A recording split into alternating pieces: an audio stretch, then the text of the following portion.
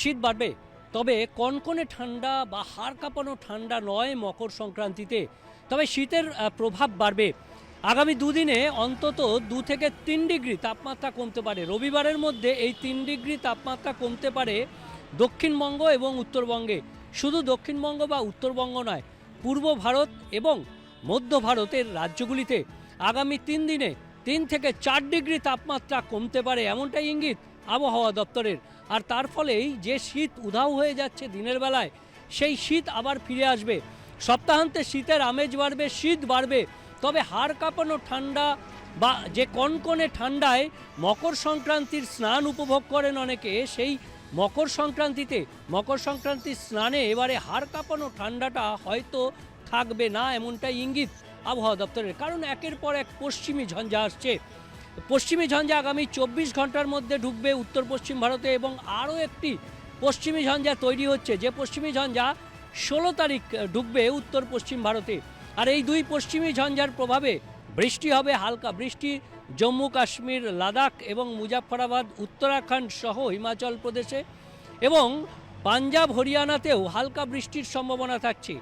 তুষারপাতের সম্ভাবনা থাকবে লাদাখ, জম্মু কাশ্মীর, এবং গ্রাউন্ড ফ্রস্ট হতে পারে উত্তরাখণ্ড, হিমাচল প্রদেশেও হালকা তুষারপাতের সম্ভাবনা থাকবে আগামী কয়েকদিনে। এই পশ্চিমী ঝঞ্ঝার প্রভাবে এই তুষারপাতের সম্ভাবনা থাকবে। তবে অন্যদিকে এই তুষারপাতের আগেই একটা শৈত্যপ্রবাহ, অর্থাৎ দুদিনের শৈত্যপ্রবাহ শুক্র ও শনিবার হতে পারে রাজস্থান, পাঞ্জাব এবং হরিয়ানা সহ সংলগ্ন এলাকাতে একটি শৈত্যপ্রবাহের সম্ভাবনার কথা জানাচ্ছে আবহাওয়া দপ্তর। একই সঙ্গে উত্তরাখণ্ড ও রাজস্থানের কিছু অংশে গ্রাউন্ড ফ্রস্ট এর পরিস্থিতি তৈরি হবে।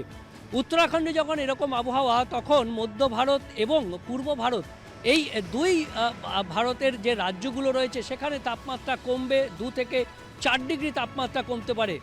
দক্ষিণবঙ্গেও তাপমাত্রা কমবে, এবং দক্ষিণবঙ্গে যে তাপমাত্রা চলছে, কলকাতাতে 17 ডিগ্রির ওপরে তাপমাত্রা রয়েছে, এই তাপমাত্রা আগামী 2 থেকে 3 দিনে অন্তত 3 ডিগ্রি কমে যাবে, অর্থাৎ কলকাতার তাপমাত্রা 14 ডিগ্রির আশেপাশে আসবে। কুয়াশা হবে পাঞ্জাব, হরিয়ানা, চণ্ডীগড়, দিল্লি এবং উত্তরপ্রদেশ, মধ্যপ্রদেশের কিছু অংশে ঘন কুয়াশা, বিহারেও ঘন কুয়াশার দাপট থাকবে, রাজস্থানে ঘন কুয়াশার দাপট থাকবে আগামী কয়েকদিন, এবং উত্তর পূর্ব ভারতের রাজ্যগুলিতেও ঘন কুয়াশার দাপট থাকবে।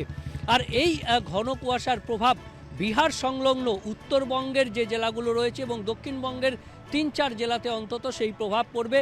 বাকি জেলাগুলিতে হালকা মাঝারি কুয়াশা।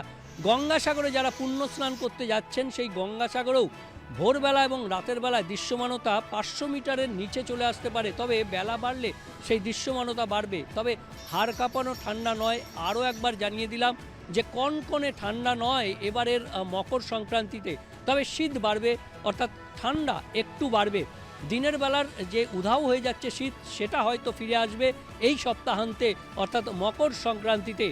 অন্যদিকে আরও একটি খবর, যে দক্ষিণ ভারতের রাজ্যগুলিতে বৃষ্টি হচ্ছে। তামিলনাড়ুতে আগামী 24 ঘন্টায় প্রবল বৃষ্টির সম্ভাবনা। তবে 15 তারিখে এই উত্তর পূর্ব যে মৌসুমি বায়ু, সেই মৌসুমি বায়ু প্রত্যাহারের সময় হয়েছে।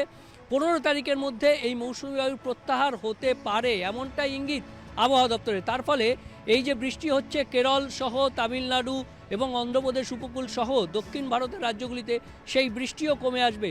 অর্থাৎ 15 তারিখ থেকে এই মৌসুমি বায়ু প্রত্যাহারের সম্ভাবনা দক্ষিণ ভারতে। বাকি উত্তর পশ্চিম ভারতে যেমন কুয়াশা থাকবে, তেমনি পূর্ব ভারতে, উত্তর পূর্ব ভারতেও কুয়াশার দাপট থাকবে আগামী কয়েকদিন। শৈত্যপ্রবাহ শুধু শুক্র ও শনিবার, গ্রাউন্ড ফ্রস্ট পরিস্থিতি থাকবে রাজস্থান ও উত্তরাখণ্ডে। বাকি পশ্চিমী ঝঞ্ঝার প্রভাব থাকবে, আর তাপমাত্রা কমবে আগামী 2-3 দিনে 2 থেকে 3 ডিগ্রি, এমনটাই ইঙ্গিত আবহাওয়া দপ্তরের।